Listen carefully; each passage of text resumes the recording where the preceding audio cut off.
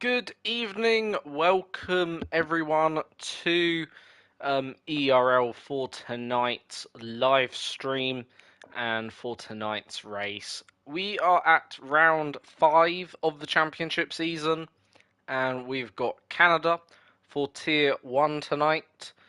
Obviously, facts you need to know about Canada. Obviously, I think it's got one world champion, or is it two? It's either one or two.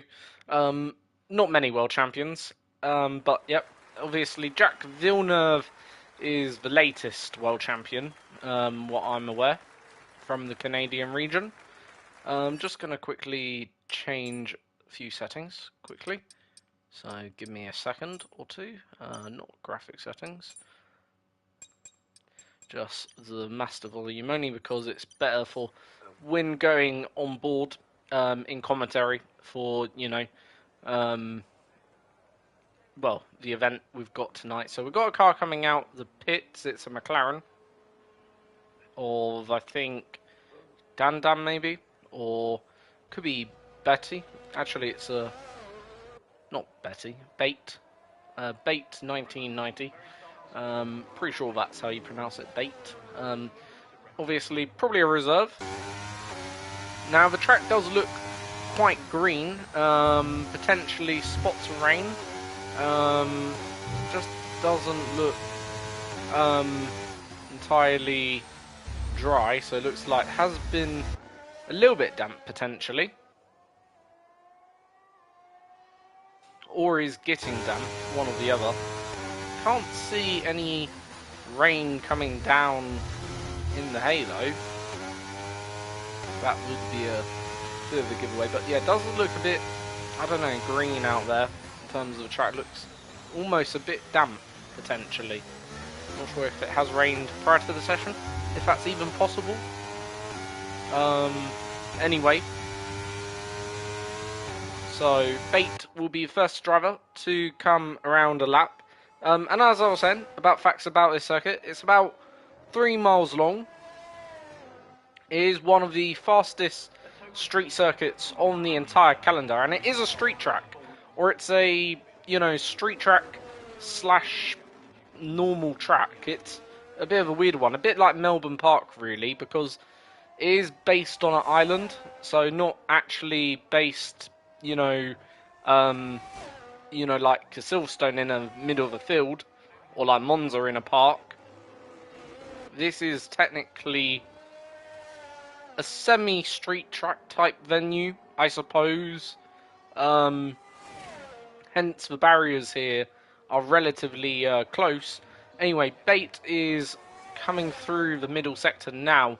Each sector is pretty short around here, about maybe 19-20 seconds for the first sector. For the middle, probably talking about 20 to 25, and then for the final sector, again, about 19 to 20 seconds. Is really the final sector is the most easiest sector, probably of all, to hook together. It's only made up of 3 corners, really, that final sector. Anyway, through the final corner, then, I think that's called Villeneuve Chicane, and then brushes past the Wall of Champions, and it's a 1:12 to kick things off today. A 1:12.3. So that's the time everyone's got to go and beat then here tonight. Iron Kid is the next driver who we're going to follow then, as he's on a lap 2.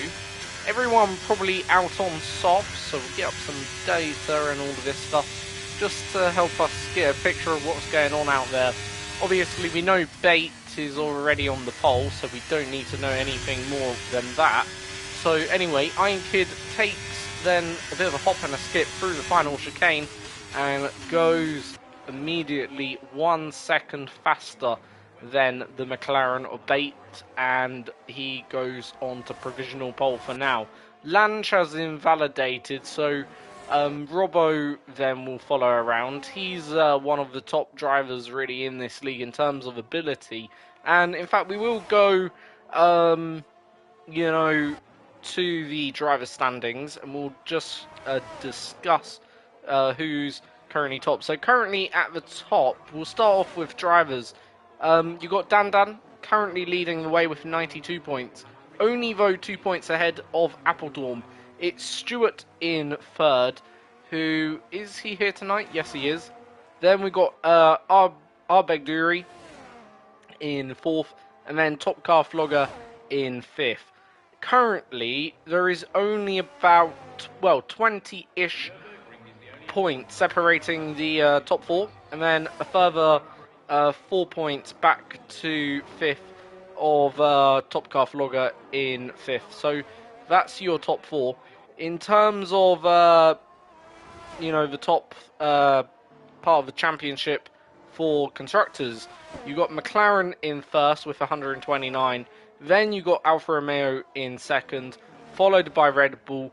Then it's Alpine, then Williams. So those are your teams, your top teams in the championship this season overall.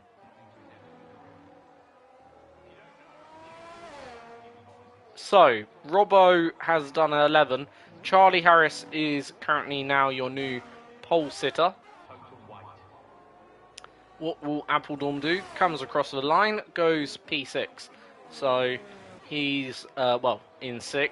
That is the answer. Was going to say probably something else, but, he's come across the line, done a lap time, and he's done enough for P6. So, got Huntela. Huntela. Presume that's how you pronounce that name. Won't read out the last bit because it could be a bit rude, potentially. So I'll just read the first bit anyway. So anyway, I just don't want it to sound rude because that could easily come out wrong, that last bit.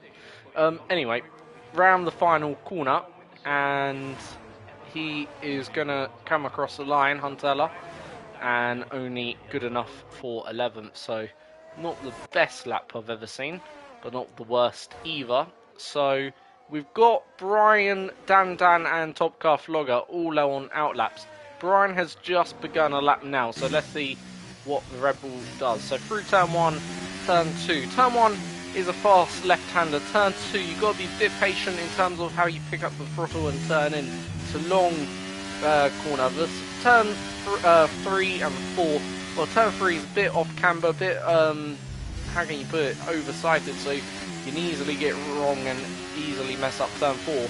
Same with turn 5 and 6. Then into 7 or 8 this is, and then through 9. All on the right can easily catch you out too. That's another place where you can fall foul and victim of then there. And it's a decent middle sector by Brian, who's on a 42.7. So this is going to be into the 111s, I'm predicting. Probably about 11.5 at the moment. Does have a bit of traffic on his right, but gets out of the way. The AlphaTauri does nicely, who's on a outlap, and then around the final couple of corners through the final chicane, does a quick hop, a quick skip, then almost into the barriers there, the champions. I think he lost a bit of time through that final part of the lap, and ultimately goes P10, so just misses out on the 111. Now let's see what the championship leader Dan is going to do. Dan obviously, did he win Tier 2 last season? I think, called Tier 3. Can't really remember if he did or didn't. He came very, very close, but anyway, 42.1 for that middle sector then, so this is a good lap as well. Is on the ballpark or money at the moment. Does have a bit of traffic ahead of him, but won't get in the way of the Mercedes who's coming into the pits. Then into the final chicane, takes that quite nicely, runs it right out to the barriers. That's certainly the closest I've seen someone go today to the barriers so far, in terms of drivers we've been on board with, and that nicely does it, gets him up into 4th. Only 2 tenths separating at the moment, the from 4th up to 1st, so very, very close qualifying indeed we've got here going on, and hopefully we'll see a very thrilling end to the qualifying session. Obviously this is league racing, so anything can happen. Usually anything does happen in league racing. you can never, make a true prediction in terms of what goes on. So Charlie Harris is on a second flying lap, and he crosses the line now. Doesn't improve, misses out by 18 thousandths of a second. So Arbejduri, can he improve then his lap time on his second run as he heads downhill then into the end of the first sector and is up by about 10th and a half. Arbejduri, very good one lap pace. He's certainly one of the top drivers when it comes to his one lap pace. Just a shame hasn't had really the results there to capitalise off those one laps. He was almighty around Bahrain, if I remember rightly, almighty around Australia. So Arbejduri has certainly, got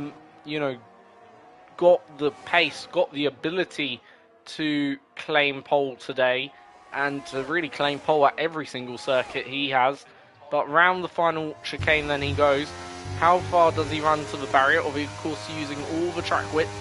Doesn't take necessarily the shortest run to the line, but that won't really matter as far as he's concerned, because he goes on to now provisional pole by 0.3 of a second ahead of Charlie Harris. So is Dan on a second lap? He might be, and he is improving by 0.2 of a second through the first sector. So what can Dan do? He is actually already done 2 laps on this current set of tyres, so this is going to be his third lap. Maybe he's done a bit of a cool-off lap on them, so the tyres are holding up here for more than 1 lap, and he's still 0.2 up, so this would still see him jump into the 10.8 roughly. Does he get ahead of Charlie Harris? Probably would, actually, to be fair. Just behind Iron Kid, probably be in a 1.7 potentially here. It's all going to come down to the final chicane, I feel, for Dan. Then, how does he do that? Negotiates it okay, a decent final chicane. Is this going to see him go into the top 3? Yes, it is, indeed. And, as I say, just behind Iron Kid, and considering that's on 3-lap old tyres, that's pretty impressive to be going even faster on them, considering the wet. But tyres around here, not the critical thing really. They do affect the rears during the race. The rears you do have to watch probably a bit more, and maybe your front lefts around here, because it is a clockwise track, so meaning most of the turns do end up turning right over the fact some tracks obviously go left as well. Kota, I think, is anti-clockwise. There are quite a number of anti-clockwise tracks. I'm trying to think of if there's any more. Silverstone, I think, is that anti-clockwise? Or is that clockwise? It might be a clockwise Silverstone. First couple corners are anti-clockwise, I'll tell you that now. But yeah, I think actually it is clockwise, that track. But yeah, this is a clockwise track, so obviously with a clockwise track, obviously your front lefts or your left tyres are always going to take a bit more of a beating than the right. So the rights would be fine, but during the race the lefts are going to be really the big issue, and probably the rears as well, because there are some heavy traction zones here in Canada. Top Car Vlogger then is out there on a new lap. He's probably doing his final run. Obviously, depending if they're fueled for more than 1 lap, does then have the opportunity to go again, but ultimately he probably will have this final run. So round the final chicane, and what does Top Car Vlogger do? Goes 0.6 quicker and jumps up into the top 8, so on to 11.3. Still not on pole, or nowhere really near the pole time, unfortunately for him. Right, Robbo is improving also out there. He's 95 thousandths up through the first. Is he going to be even more up in the middle? Yes, he is 0.2 up. Does have a bit of traffic on his right, but that car of the Red Bull gets out of the way very, very nicely. However, in a sense, I don't know whether he'd be regretting that Red Bull getting out of the way nicely, because now, well, he would have been probably within striking distance of picking up a bit of a tow, so maybe he would, be a bit I don't know, sighing in his race chair at the moment, kind of hoping that Red Bull stayed in front of him just correctly, just to give him the toe down that long back straight, which I'm not sure we're going to see any teammates try to perfect that. It's not necessarily the biggest circuit where toe is important, but ultimately, there is, a towing opportunity there. That's what I'm trying to say. For drivers to certainly do, if they can perfect that back straight, then you're probably only going to gain about 1/10 to 2/10 out of it if you do it correctly. But it's still, could be the difference between one more position and one less position, I suppose. Obviously the best place for tow has to be Monza. I mean, Monza is slipstream heaven around that circuit. You really do want to be within the towing region around there. Anyway, Arbeck who is or was on a lap, isn't currently on a lap, currently on your provisional pole. So, Charlie Harris, then, I think he's begun his final lap, but we see one of the McLarens lose a bit of their front wing, and we're now seeing Alpine spinning in the background. I don't think Charlie Harris is improving, so we're still waiting for Iron Kid and Dan Dan to come out. We've got quite a few we're waiting on. But it is actually a really close qualifying. Any of the top 5, I'm predicting right now, well, any of the top 5 can go get pole. So, Stewart going to be one of the final drivers to begin his final flyer around this, circuit, at the circuit of Gilles Villeneuve's then. And I'm not referencing Jack Villeneuve's, referencing his, obviously, I think it's his father or grandfather. Gilles is. Obviously, Gilles was a great driver. In case you don't know about Gilles Villeneuve, go look him up. He would have been one of the all-time greats had he not lost his life, at I think it was 1979 or 82 when he died, sadly. But yeah, he was one of the all-time greats. That would have been, sadly, just a life lost too soon, unfortunately, which, it was a great shame back in them days. Obviously, back in them days, that was a sport, though, we lived with, I suppose, or they lived with, I should say, because I didn't really grow up in that era. I've grown up in a very different era of Lewis Hamilton, Sebastian Vettel, Fernando Alonso, really. That's been the era I've grown up to watch, which, quite frankly, has been pretty mega, ultimately.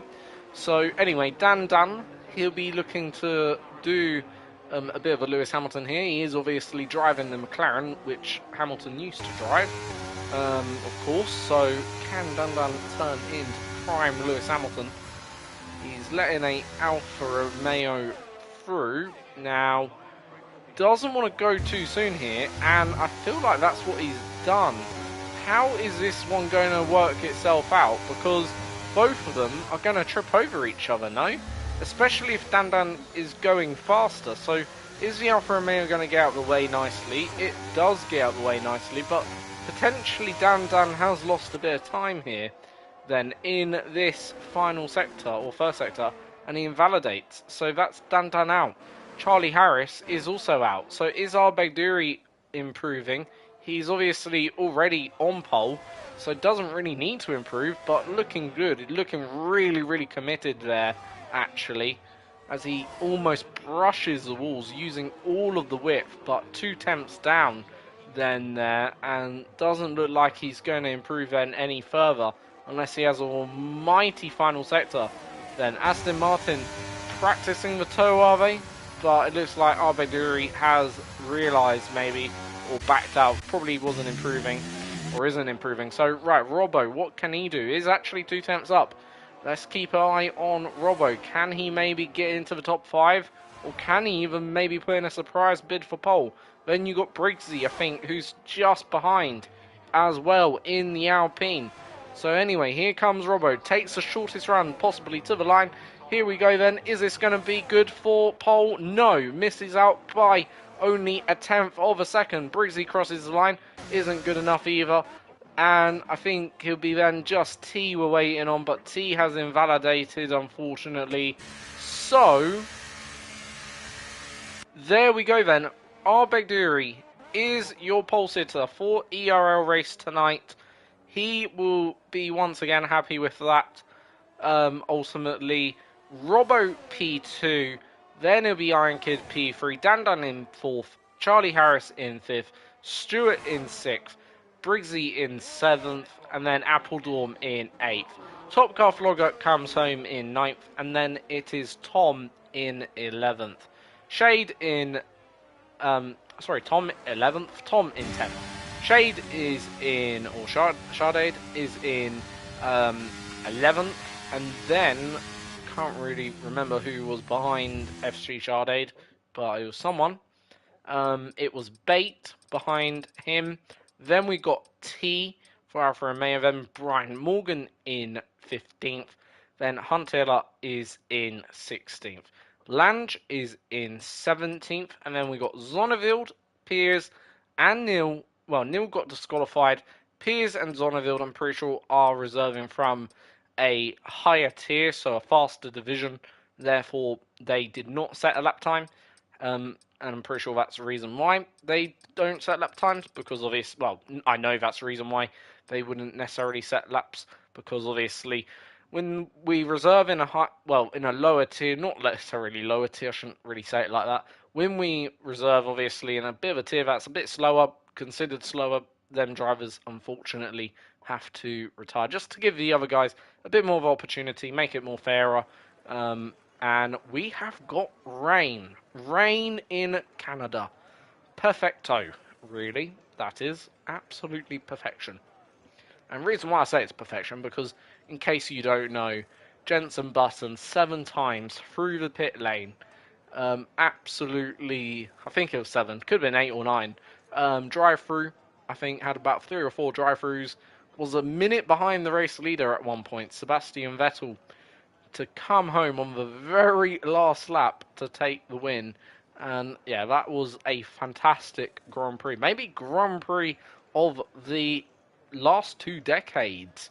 Really would probably be up there with one of the best Grand Prix of all time as well. You know, maybe top 5 even. You know, it was a fantastic... I know it took like 7 hours almost to complete. It was a ridiculously long race.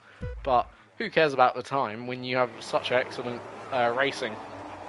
Anyways, lights out and away we go then for the Canadian Grand Prix. So, Arbeck gets a decent start from pole, but Iron Kid goes down the inside on the inters. They're all on inters, and it looks a bit more wetter than really what would be suitable for them intermediate conditions.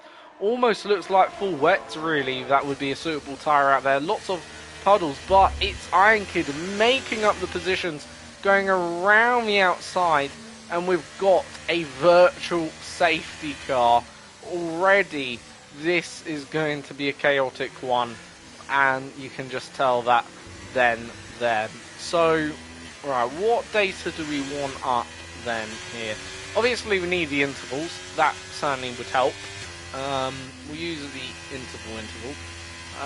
But other than that, I'm not gonna, I don't think, we don't need to know what tyres everyone's on. We'll just go for positional changes for now, so then you can see who's made up places, who's not. So Iron Kid, yeah, fantastic start from pole, from P3, almost down the inside of Arbeck at turn 1.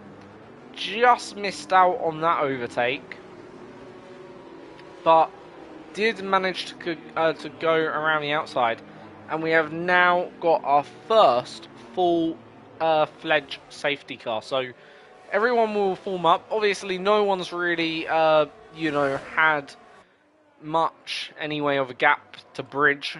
But will we see some drivers come into the pit lane for wets? If we do, we will have a quick look to see. No one so far coming in, I don't think. Everyone obviously staying out. But yeah, it does look like we've got some heavy rain. So ultimately, we'll see. So JR Morgan is in. Now, what is Morgan going to be in for? Is this going to be a change of also tyres onto the wet? No, but it is going to be a change of front wing. So did have a complete damaged front end to his car. and he's now going to get back underway. But it does look stupidly wet, or incredibly wet out there. It looks personally, I don't know whether any of you, if you're watching the stream, that and not racing, I'd probably be going for the full wet tyre right now. Ultimately.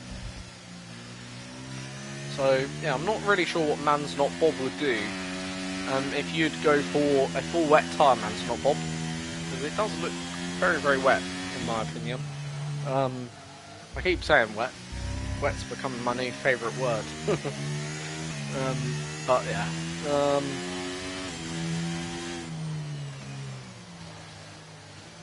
Yeah, I suppose Inters are better on the game. That's true. It's just all the puddles, really, I'm looking at. That's just, you know what I mean? Stupid amount of puddles. But yeah, no, Inters are far, far better. They're more superior type in the game, for sure.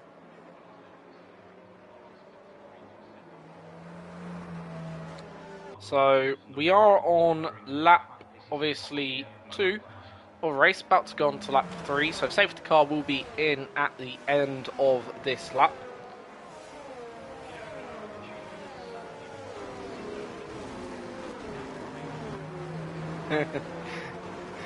Don't get us started about EA, Man's Not Bob, that's evil. Man's not a fan of EA. But no, at the end of the day, yeah, no, you are right. In real life, this would definitely be probably for wet tyres.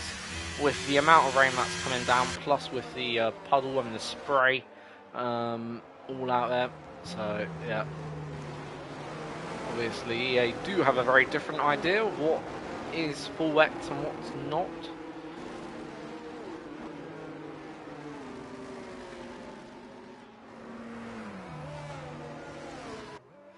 Man's having a beer in the sun.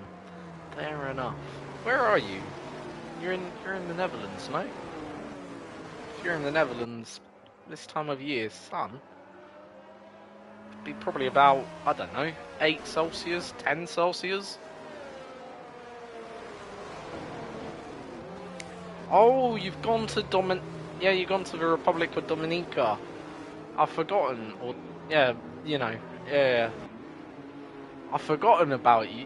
You said you were going on holiday a few weeks ago. I've completely forgotten about that. I hope you're having a nice time, by the way. Anyway, is the safety car coming in this lap?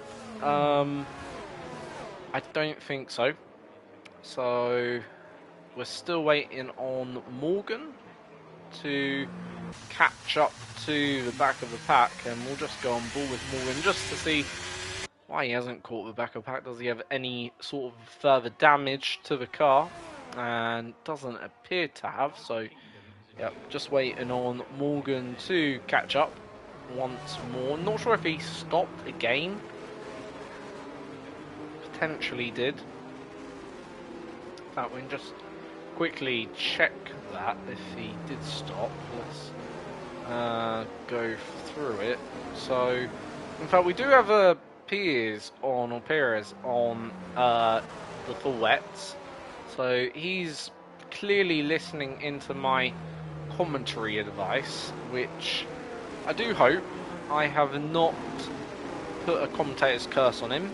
If obviously things do go right, I'll take all the credit. If things go wrong, well, blame yourself for listening to my silly advice.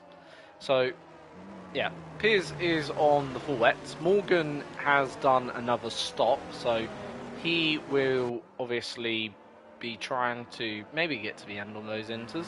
I'm not sure how many sets of inters the game gives you. I think it's about 3 or 4. Anyway, safety car is in this lap.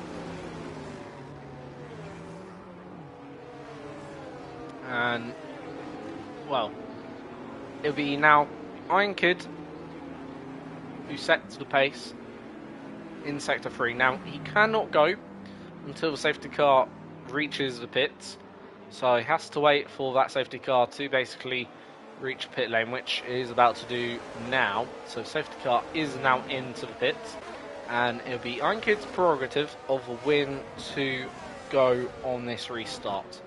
Then he's back in the pack up quite a lot, but isn't doing anything too silly. Quite sensible, obviously, from Iron Kid. Obviously, is one of the lobby hosts, so you wouldn't expect anything dangerous from Iron Kid, or not that much dangerous. Anyway, Iron Kid has gone, and here we go then. We are now back to the green flag in Canada, around the circuit of Gilles Villeneuve, and we are racing. Arbeg Dury is got a decent gap to the back of him. Charlie Harris is then the one coming under pressure from the championship leader of Dandan. Dandan goes up the inside at turn 3, or turn 2, sorry, and gets the move done very nicely to get himself onto the podium and to move himself then further ahead in the championship standings potentially today. Then, as all the drivers struggling out there for, well, maybe a bit of visibility, maybe for also a bit of tyre grip, then as we see Charlie Harris also coming under pressure again from Robbo, and Robbo now is looking to pass Charlie Harris. So currently Charlie Harris is the one at the moment under the pressure, under the spotlight here in this opening lap of the restart, but Charlie Harris gets a little bit back in the braking zone. Goes a bit deep though, almost running into the back of Dandan, and Robbo will be, well, having a bit of a look at that, might see that mistake. But yeah, you can just see, certainly from this onboard shot, very little visibility, and we've got another yellow flag. Hopefully it's for no one major, and we've got a safety car. So, as I was just saying, I was going to say hopefully it's for nothing major, and there we go, boom, safety car. So, yep, that's our second safety car of then this race. Obviously, it is very, very wet, so can be very much excused. So how's Piers doing then on the full wet tyre? He is up to 15th, as we can see. And the good thing is, I suppose, for Piers, if the rain stays at this consistency, all these laps under the safety car is going to make the track even more wetter. So for him, he's going to be loving life right now, potentially. I'm not sure if the track will get wetter or not, but, you know, potentially will. If we stay at this, you know, safety car speed. Obviously, so far, we've done 4 laps under safety car almost. So this will be our 5th lap under the safety car. Probably be at least another 1 or 2 before the safety car, this safety car, comes in. So probably race won't get restarted till lap 8, till at least the end of lap 8. So yeah, that's when we're going to see things develop here, and we'll see what happens as Neil struggling under the brakes there on those inters. Obviously will take time, a fresh set of inters, to get up to heat and get them into the temperature window that they need, considering how wet it is. And that's probably one thing that actually, if you are on a full wet tyre, you might benefit, is getting the tyre more nicely up to heat, and therefore, you know, be able to just, you know, be more faster initially. That's one thing the wet could provide. Now, what is Briggsy coming in for? He's actually going for the wet, so he's the second driver to be of the opinion that the wet tyre compound is the way to go. In fact, Bate has also followed Piers' suit, so drivers are now moving on to the wet compound. So there are a few drivers that believe just wet tyre is going to be the way to go now here in this race under this safety car. I believe it'll provide them maybe with a bit more grip. The only thing is, if this rain does in any point lighten down, therefore these drivers on the wet tyre are pretty much going to be immediately screwed over, because, you know, effectively they'll lose so much time to the intermediate compound of the tyre. So in a sense, they need this rain to stay at this level, this consistency, and if it does just that, then effectively they've got a great opportunity to, you know, be in that you know, maybe top 5, top 10 come the end of the race, maybe even challenging for the win. It really could depend. This race has a lot of laps still left in it. We've only done 7 of the 35, so we've got over 20 something laps, 28 laps to go in this race. And this will be Iron Kid's second restart. Now, obviously, Arbeggduri knows when Iron Kid went the last time. So is Iron Kid going to leave it a little bit later? Or is Iron Kid going to do the same? Or is Arbeggduri going to be not caught out as much? But we are back to racing. So Iron Kid pretty much done the same there as he did before. And it's worked out nicely for him. Not just once, but twice. Then there for Iron Kid. Arbeggduri follows from Dandem. Then we got obviously Charlie Harris and then Robbo going down the field. Then followed by Stewart.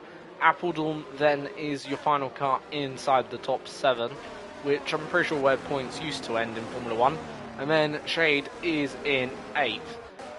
And then we got Top Car Floyer, who currently is following Shade in 9th. These two looking quite racy and looking like they're close on the track. All the drivers in ERL score points, which is absolutely fantastic. So there's no real excuse to retire on the track. And here we go then for Top Car Flogger, getting the move done, gets it nicely done also on the brakes, very clean racing from the Williams driver of Top Car Flogger on Shade, on the Aston Martin, and that is Top Car Flogger now released and can go chase after his not only just title rival at the moment, or one of his title rivals, but can go chase after that top 7 drivers if he's got the pace to do so. So, can Shade hold on to this 9th, or is he going to come under pressure from Tom? And currently, Tom moves a little bit out to get off the racing line. Gets a bit squirmish, the rear end of the Aston Martin driver of Shade, as I've almost died again. Having a bit of a coughing attack. Do have a bit of a chest infection at the moment, which I've actually got antibiotics for, but don't need to worry about my health. Health is good. Sometimes I also have coughing attacks. But anyway, nothing major. Could be worse. Anyway, Tom is currently right now up the rear of Shade, who is currently going to go around the outside, or going to attempt it. Gets a cutback, absolutely lovely by Tom and Shade. This is beautiful racing by these two. To be fair, Shade is putting his car in all of the correct spots, or trying to at least. That's what, you know, I should say. He's trying to put his car all in the correct spots when defending, which is great to see, actually. You know, one thing I appreciate, and this is just me personally, I'm not sure whether other people appreciate it too.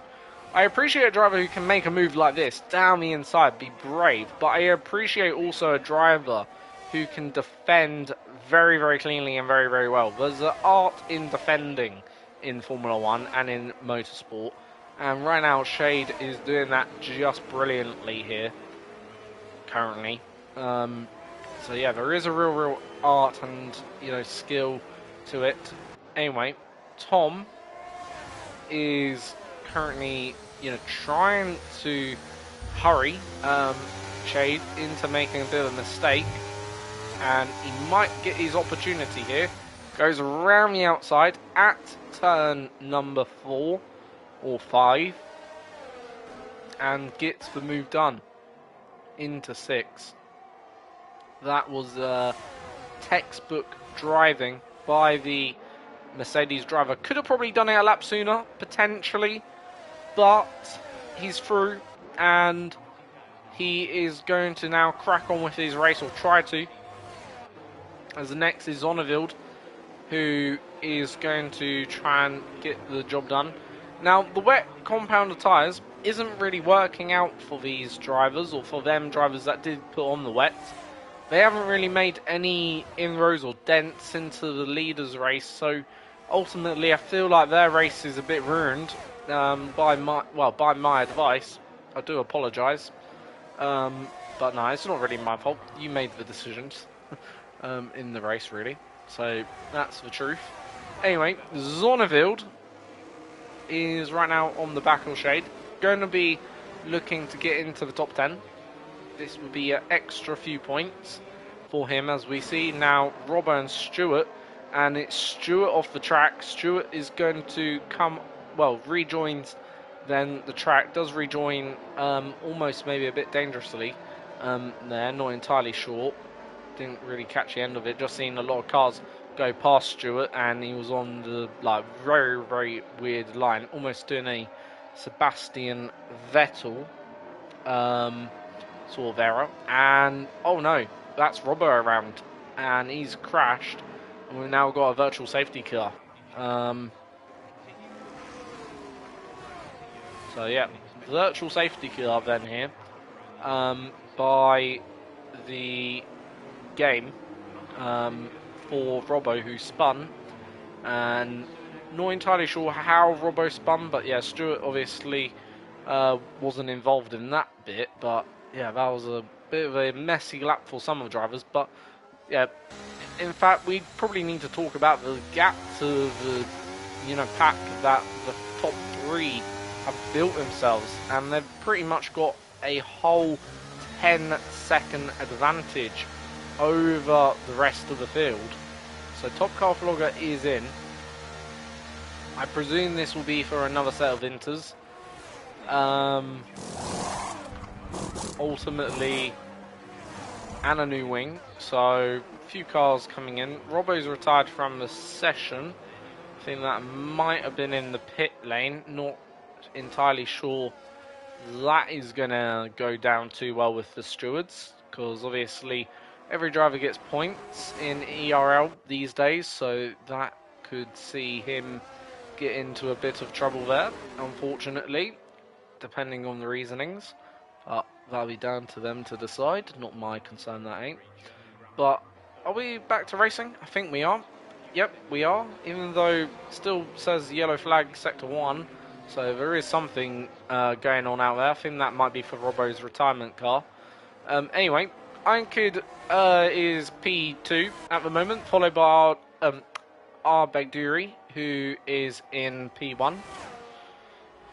And he currently leads this race nicely. He obviously took pole and is currently your race leader. Dan is currently P3, your championship leader. So currently your race leader and championship leader split by just under 2 seconds at the moment. And Dan certainly be looking to gain an extra few points here on Iron Kid and on Arbeduri, who currently fighting very, very hard. But overall, good news is that these drivers have got a 8-second buffer to Stewart, who's in 4th. And Pierce has now put back on them inters, and you can see how much quicker he is, because he's just done the fastest lap of the race, and he is now flying along, but is also over half a lap behind, and we've now got a safety car for Briggsy, who has DNF'd. So this is the 3rd safety car intervention of the race.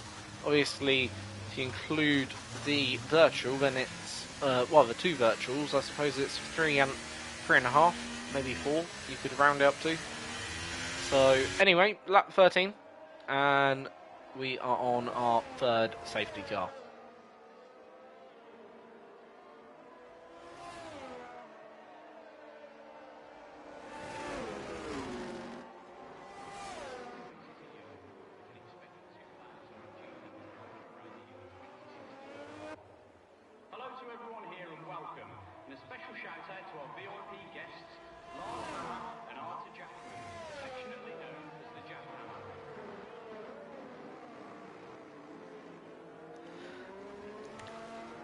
Alpine gone. Oh yes, both Alpines are out. Well, that's typical. You gotta understand when you're driving at Alpine, and I know this from my own personal experience. There are more important things in life. And in fact, you have a white flag in your car to wave every now and then, plus a baguette. If you don't have either of them two, you are not an Alpine driver. The baguette is obviously for chewing when you're upset. But yeah. Nah, I feel sorry for the two Alpine drivers on a serious note. Brizzy was doing actually alright. It was up in, I think, the top 10 almost. So yeah, he was actually doing quite nice. Huntilla went quite early, so he retired. I think first lap was one of the early retirements, of course. So if Alfa Romeo plus AlphaTauri fancies retiring, then that makes it 3 teams, three teams all out in the first 15 or whatever laps it is. That'd be perfect.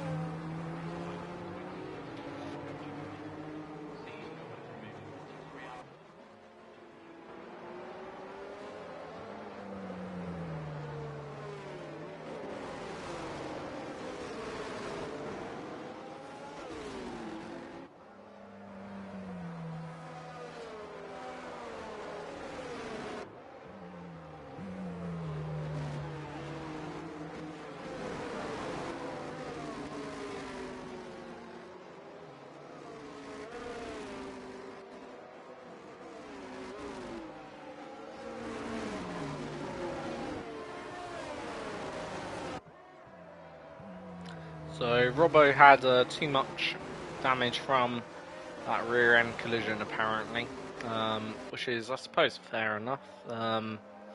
Obviously, yeah, bit of a shame. He retired. Very unlucky for Robbo. Certainly was running a solid race inside the top 5.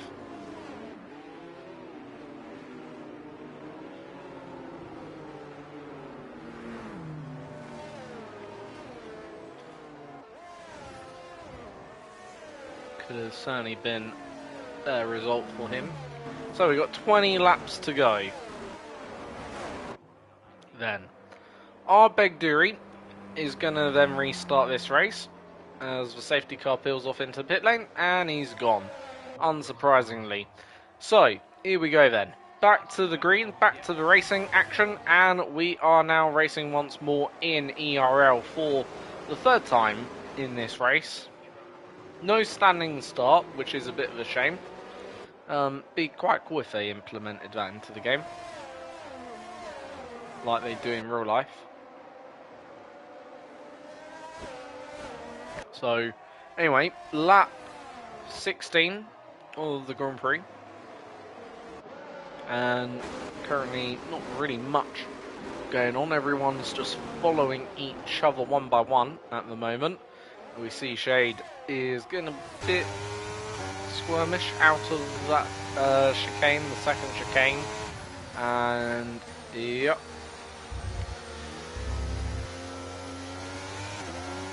Now, is it a chicane or is it a chicken? And the reason why I say that, because Alonso used to call he obviously called it a chicane, but it sounded like chicane. But Appledorn is going to make a lovely move up the inside, gets a lovely switchback on F Shade then here as we enter the next chicane, and we will be then going on to lap 17 of the race, so he's moved himself up into 9th. But yeah, as I say, is it a chicane or is it a chicken? Because as I say, Alonso was used that word very, very weirdly and quite funny. There's a quite funny video you can look up on YouTube, which I'm sure you might after this about Alonso and the chicane around Magny Cours. It was absolutely hilarious at the time. Obviously, Magny Cours, fantastic circuit, but Stewart is doing a fantastic drive, and he's soon going to be bearing down the neck of our Begduri, who currently is your race leader. So, obviously, I think, if I'm correct in saying, that Stewart has made his stop. So these are pretty much more fresher tyres for Stewart here. That might explain why he's currently so quick. And yeah, that does explain it then. So here we go then, for the race lead of the Grand Prix. So our Begduri goes a little bit offline just to break the toe. Obviously, no DRS, so therefore this will help out our Begduri a bit here, meaning this pass is going to have to be organic and cannot come from any sort of DRS pass, just going to have to be pure pace or whatever. However, as much as I say it's going to be organic, those tyre offsets are, you know, probably too really much for, you know, our Begduri to hold Stewart behind. How does our Begduri defend this? Pretty much he will not, and he surely cannot. That is the answer, as we see Bate retiring in the pit lane, so he's obviously out of this race then here. But is Stewart going to be able to get past? Surely it's a matter of when and not if. So he's all over the gearbox of the Aston Martin driver. Our Begduri defends to the inside, so he's going to make Stewart go around the outside and go the long way. Stewart, though, gets a bit of understeer mid-corner and ultimately loses that battle for now, but is right up the rear of our Begduri. Our Begduri defending to the inside line. He's going to make then life as difficult as possible here for Stewart, and he's remaining ahead of Stewart. He is really not willing to give up this position to the Alfa Romeo, and he's still trying to hold his car in there. But I think Stewart's got this position surely done now. He's got the inside line for turn 2 and is going to have a much fresher tyre, therefore much better traction, and a lovely manoeuvre by Stewart. Brilliant defending by our Begduri, who was really pressurised by Stewart for almost 2 laps there, and kept obviously Stewart behind for them 2 laps almost. But when it came to the 3rd lap, Stewart eventually got the move done, and I'm sure Stewart right now will be so relieved he got that move done, because, you know, in a sense, he's rocking up behind our Begduri. You know, with all due respect, our Begduri, you know, is going to lose the lead. That was a given, you know, at that stage. It wasn't a matter of, you know, if he loses. It was more a matter of when and where he lost his lead. And, yeah, ultimately, for Stewart, like, he knew he was going to get the lead. He knew that the lead was his for the taking. And ultimately, now he's in the lead. He is leading, well, driving away. And he is currently 2.5 seconds ahead of the field then here. But we have had a few safety cars, and I'm sure we might even have 1 or 2 more yet installed in this race. So this race is far from over then, as we'll go back then further down the field. Iron Kid fighting with Tom. Tom is also on fresher tyres. Then same with Top Car Flogger and Appledorn. Dan is down to 7th then here. So the drivers that stayed out on those older compounds are really suffering at the moment. They are really being punished for it. But Iron Kid doing a fantastic job of defending here, still holding on to 3rd place. And we've now got another retirement on the track. This one is for Lange, who I think has crashed into the barrier, as Iron Kid sees Tom try to put his car down the inside, makes a little bit of rear end contact with the Ferrari man, but Iron Kid is still ahead somehow of this battle for right now what is the final podium spot. So this is, you know, ultimately for these 5 or 4 drivers going to be so crucial. And the good thing for, I suppose, Arbeck-Dury, you know, with what Iron Kid is doing, he's taking some of the tyre wear away from the rest of the field. So therefore, ultimately, when they do maybe get past Iron Kid, Arbeck-Dury is going to have a bit of an easier time potentially defending. But to be fair, I'm not entirely sure how far these tyres can actually go, the intermediates.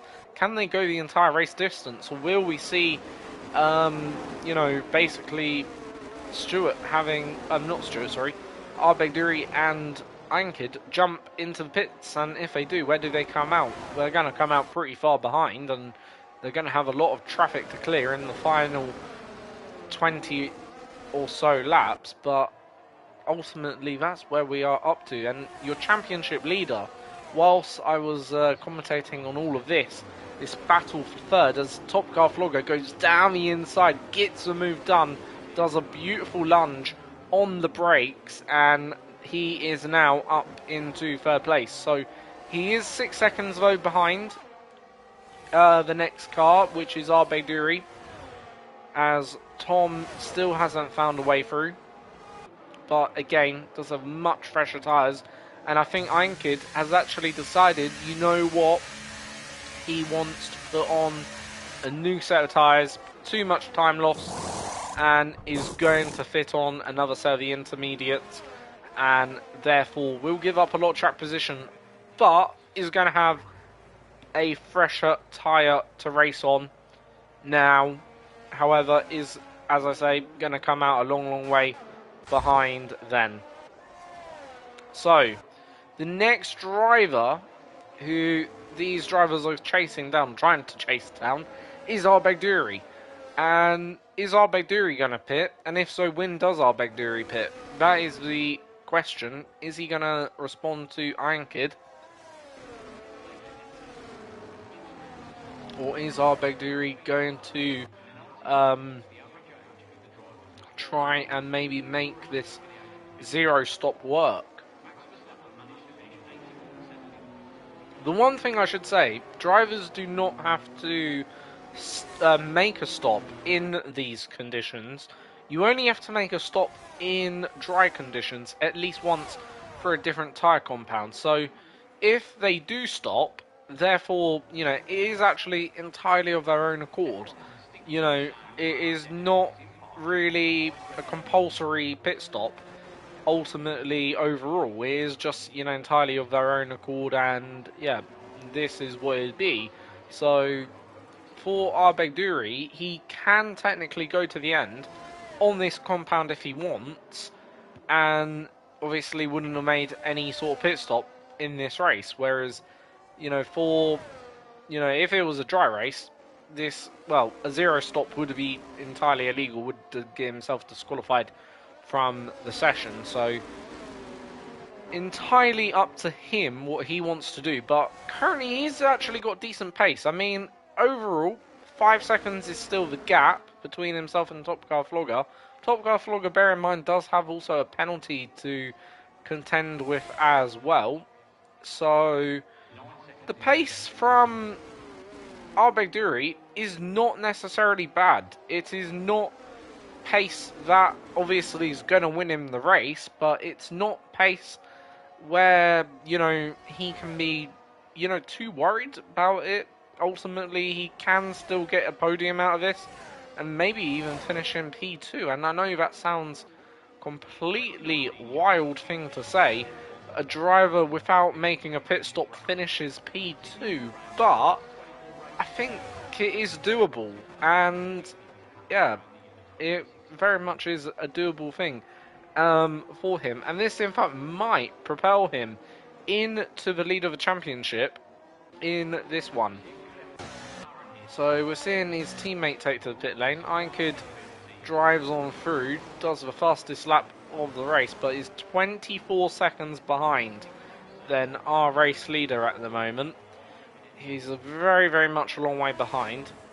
However, does have 20 laps, Thresher tyres. Now, soon, if Arbejduri is going to do a pit stop, he's going to lose his pit opportunity. I think it's about 18-second pit loss around here. Currently, Iron Kid is 23 seconds. So if Arbejduri does want to come into the pit lane, probably within the next lap or two, he's going to have to do it. Because Iron Kid is very much almost within that pit territory. In fact, probably already is, in that pit territory, because I'm counting the gap to the leader, and +5. So yeah, he is actually in that pit territory. So yeah, if Arbejduri does come into the pits, which he hasn't, therefore Arbejduri is going to be, well, at least a second behind now, in terms of the pace, or in terms of where he would be. So Iron Kid moves up into 8th. So can Iron Kid maybe go get P2 here? Obviously does have now the pressure tyres. So effectively the card or the shoe is on the other foot. Yeah, the shoe is on the other foot for Iron Kid. You know, effectively he was the one being attacked, and now he can be the one being the attacker. Effectively was the hunted, now as a hunter. So these final 10 laps are going to be very interesting final 10 laps for Iron Kid, who, well, can he get P2? Can he get the podium? I'm pretty sure he actually can get podium. I'm just not entirely sure can he get P2, because I'm not sure how, you know, Arbejduri is going to fare on 35 lap old compound of tyres compared to Iron Kid, who's on only 10 lap old tyres, or 13 lap old tyres by the time we get to the finish. You know, those 35 lap old tyres are going to be very much worn. They are going to be like a 50, no, in fact they're going to be worse. They're going to be like a 10p coin. And in case you're wondering what a 10p coin is, well, let's just imagine the tyre compounds for a second, yeah, in terms of money. So a 50p coin is effectively, or a 20p coin is what a intermediate tyre is. It's a bit edged, so there's little grooves in the tyre, as you can see, through maybe the slower speed stuff, which just allows, you know, the car to grip up and, you know, shift that water. Iron Kid picks up a 3-second penalty. So that's not going to help his cause in any way, shape or form, but nonetheless, still has great pace. But yeah, as I was saying, getting back to the tyre explanation, so the Inters is like a 20p coin, effectively got grooves in it, you know, effectively very, very, you know, shifts all the water, but obviously the more the tyre wears down, the more flatter that 20p surface becomes. Effectively it becomes like a 10-piece or a 2-piece coin. Actually, a 2-piece is probably a bit better to explain, because the 2-piece coin, the circumference of it, the edges of it are very, very round. They're the perfect circular circumference, and, you know, effectively, if you can imagine, very, very slick. Effectively, this is what Arbejduri's tyres are going to be like in the end for him, but Iron Kid is going to get re-overtaken by ERL Piers, who's actually had an almighty recovery. He was at the back, and obviously did start at the back, but was on wets, and didn't really have much going for him, and yeah, is now in 4th, so he's doing very, very well. Sorry if, you know, my explanation of the tyres made any sort of sense, or didn't make any sort of sense, but that's the only way I could probably try to, you know, explain what the tyres are going to be like for both drivers, Iron Kid and for Arbejduri, who are potentially both fighting for that P2. Certainly, this is a battle for P4 now, between Piers and Iron Kid. Iron Kid currently chasing down Piers, who's on about 10 lap holder tyres, So won't be much difference in terms of the offset between these two. But having said that, Iron Kid went very deep there, almost ran into the back of Piers, ERL Piers, who currently is in 4th, and that's going to actually allow Piers to get a bit of a better exit and, you know, ultimately gain a bit of time on his rival. Still though, Arbeck has to, well, I have to say, is doing a fantastic job, isn't picking up penalties, is only 7 seconds off the race leader, and I know that might, you know, not really seem like a lot, but I think that's huge, you know, that 7 seconds, you know, considering, you know, the tyre difference between them to lifetime, like in terms of how long, you know, both drivers been on that compound for, you know, Arbeck 27 laps, started the race on that tyre, is still on that race tyre, and has not come in for a pit stop, and is holding on to P2. I tell you what, if he gets P2 out of this, that is not just drive of the day, potentially drive of the season, in my opinion, from Arbeck. And that is a real statement, I think, personally. Like, that's really a champion's drive what Arbeck is putting out there, potentially, today. And, yeah, that's how much praise I'm giving this one, because he is now actually gaining time on the race leader. Just going to check for a few more battles down the field. So we got Appledorm and Piers. Appledorm is potentially about to make a moment. Piers. Neil fighting out for 9th, but Appledorm is on a bit of a fresher tyre, so therefore will have a bit more grip. Only marginally fresher, isn't massively.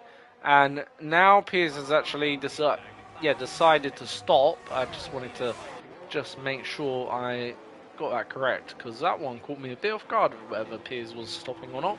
Not sure why you'd stop now, because ultimately he isn't going to have much time to make up for anything, and the drivers he's going to be fighting around him are effectively in a bit of a different position, or better position, effectively, compared to who he was fighting.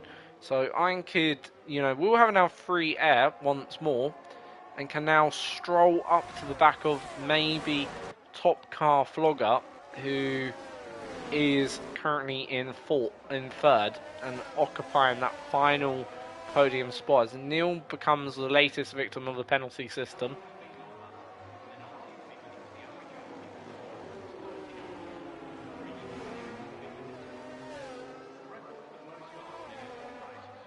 So just checking the penalties, we got Stewart on a 3 second, we got Top Car Flogger also 3, same with Kid and Charlie, and Neil and Appledorm, and same with Morgan, Zonneveld and Brian, all on 3 seconds. So right now, 6.4, that is a really doable gap at the moment between Arbeck. As I say, either way for me, this is driver of the day for Arbeck. You know, if he gets P2 and holds on to P2, if he gets P1, definitely potentially driver of the season this could be. You know, ultimately to take a P2 in them conditions on them sort of age of tyres is, you know, mentally insane driving from him, and in a good way, not in a bad way. Like, you know, he's doing a mega performance out there by, I think, you know, the standard he's doing. 5.7 seconds now.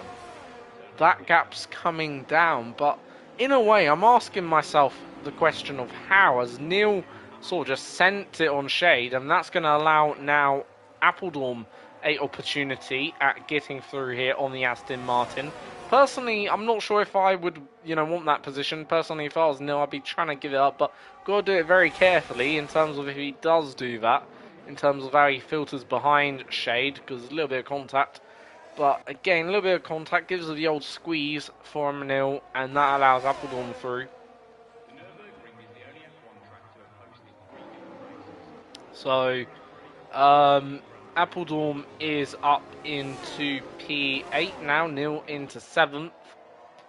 Whether or not that incident gets reported, if it can be called an incident, or a little bit of a, barge push to pass, I suppose. Even though we don't have push to pass in Formula One, you only have DRS and ERS. I suppose the ERS is a push to pass system, but that was literally a push to pass.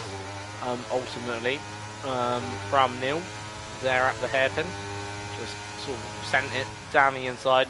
So didn't really make the cleanest of moves, but is up into 7th. Anyway, Appledorn still hunting Neil down for 7th now, so Appledorn won't mind. He'll be saying thank you very much, Neil, and thank you very much, Shade, who is currently in 9th, and he's actually doing a great drive for Aston Martin today.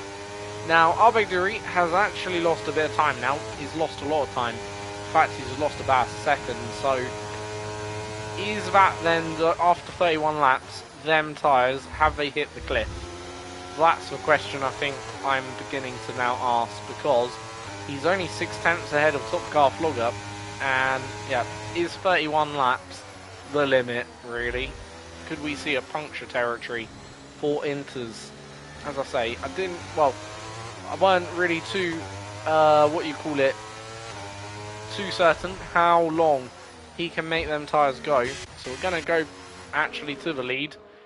Then let's have a look, or not to the lead, but to the top 2, or top 3, sorry.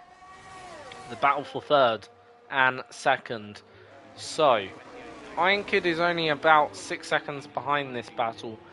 But how does then Al-Baghdadi defend against Top Car Flogger, who currently does have a 3-second penalty, bear in mind. So, for obviously Al-Baghdadi doesn't need to be too, how can you put it, compliant, but he's gaining time here, roughly, so yeah, he's influxing a bit, the time still, but he is going to lose the position, I think. Doesn't really put up too much of a fight with Top Car Flogger, and is now down into 3rd place, and yeah, I think those tyres, just might be done. I think they are cooked, and that's a bit of a shame, because he was doing so well. Can he still get on the podium? Again, if he gets on the podium, still would be driver of the day for me. Even if he finishes top 4, I think that is still a worthy driver of the day from him. I know Stewart's done well, and can't discredit Stewart for what he's done either. I think both of them would be driver of the day, but I'm just still mesmerised by how competitive Al-Baghdadi is still remaining on 32 lap hole tyres. That is truly impressive. Top Car Flogger though, where is he in the championship? Just want to have a quick look. Is he actually inside the top 5? I think he is. Yes, he is. So really, good thing is for Al-Baghdadi, also for Stewart. In fact, Stewart might take the lead of the championship. So, right, Stewart is going to take maximum points. Obviously, Dan's out, so Dan's going to score nothing. Obviously, Stewart's going to take maximum points. So, yeah, I think actually Stewart take the lead of championship. Then, does Al-Baghdadi move up into 2nd, potentially? Or it could even be Top Car Flogger moving up into 2nd at the moment. Be very close between Top Car Flogger and I think Al-Baghdadi in terms of the points situation. So, yeah, them two I think are going to be very, very close. I'm not sure where Appledorn will be in all of this, whether or not he will be, currently he sits, I think, 2nd, but is down in 8th, so it is a very interesting situation in terms of point situation at the moment, but yeah, we'll have to see what is going to be the situation. So, going back to Appledorn. So, If Appledorn can get past nil, at least he gains 1 or 2 extra points. However many extra it would be 4p7 compared to 8th. Obviously, both of them similar lap age of tyres. Nothing really too much for either of them in terms of that way of life. You know, not really going to have any major offset for Neil, no major offset for Appledorn. So this is a very much even fight. And we are, I think, on the last lap now. Yep, we are. So, our Begduri, I think, is going to get the podium here, unless he loses about, well, would have to lose about 5 seconds in this final lap. But Stewart is going to then complete the final tour of the Circuit of Gilles Villeneuve and is going to take the win. Is it his first win this season? It might just be. If I'm going to have a quick look if it is or isn't. So, I think it might be Stewart's first win in this season, because I don't think he won Japan, and I don't think he won Singapore either. So, yeah, I'm pretty sure this would be Stewart's first win in this season. But nonetheless, whether it's his first, whether it's his second, it's going to be a brilliant result for Stewart, as he will round the final 2 corners, keeps it nice and clean through the chicane, through the wall of champions, brushes past, he weaves, he dances, and he will cross the line to take the race win. Top Car Flogger is going to take a handy P2, and it's Begduri who will take a very, very impressive drive to finish on the podium, the final podium for the Aston Martin driver. It's Kid in 4th, who misses out on then 3rd in the end by 4.5 seconds. Tom is going to come home 5th. Neil, is going to be then 6th. Where did Appledorn finish? I'm very, very confused what's going on all of a sudden, because I think this is the penalties messing things up a little bit. So Charlie Harris comes home in 7th. Shade takes 8th. Appledorn crosses the line then 9th, I think, and then it was Zonnevild in 10th. Then JP Morgan, certainly JP Morgan isn't racing, unfortunately. The Titanic builder, he's a bit past his time. JP Morgan, JR Morgan, though, I think took 12th or 11th.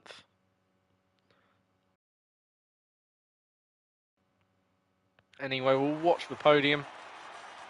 And Stewart obviously takes or claims the top step then for himself. And a good race win for then Stewart, who sometimes likes his name pronounced Stewart with a D, but Stewart wins today. And there we go. So we'll go through the race result. So Stewart from 6th takes the win. Top Car Flogger, obviously from 9th, takes P2. That's a good race run by him to get up there as well. But even though Begduri did start first, didn't win, I think for me, he's driver of the day. 10 seconds off the race win, despite not doing a single pit stop. That is a very almighty drive. 35 laps on those tyres. Half of full race distance. Then it's Kid in 4th, Tom in 5th, Neil in 6th. Charlie Harris is in 7th, and Shade is in 8th. Then Appledorn is in 9th, followed by Zonnevild in 10th. JR Morgan in 11th, Piers in 12th, Brian 13th, and then out we have Dan, Lange, Bate, Briggsy, Robbo, Huntella, and T are your final non-finishers for today. So 6 of them overall. So there we go. That was ERL Tier 1, and I'll be back tomorrow with Tier 2, probably with a co-host as well, co-commentator for tomorrow. Canada, of course, again, which hopefully will have either a more exciting or, if not equally, as good race. But I think that's going to be a pretty tough race, actually to top this week, because that was actually really, really good. Despite the 3 or 4 safety cars, I found that really, really enjoyable. The battles and the intriguing, situation when it came to tyre strategy and war out there. It was a really, really nice race from them all. And as I say, for me, Abe Duri, driver of the day, at least in my opinion. Um, I'm sure everyone else will have their own opinions and we'll get to vote on it anyway later. Um, but yeah, I hope then you've all enjoyed the stream. If you are new to the channel or new around here, please feel free to subscribe. I'm sure ERL will appreciate your subscription and will appreciate you subscribing to the YouTube channel to watch more future streams. Also, please leave the stream a like, helps obviously grow the channel. It would. And yeah, until the next time, or until tomorrow, I should say.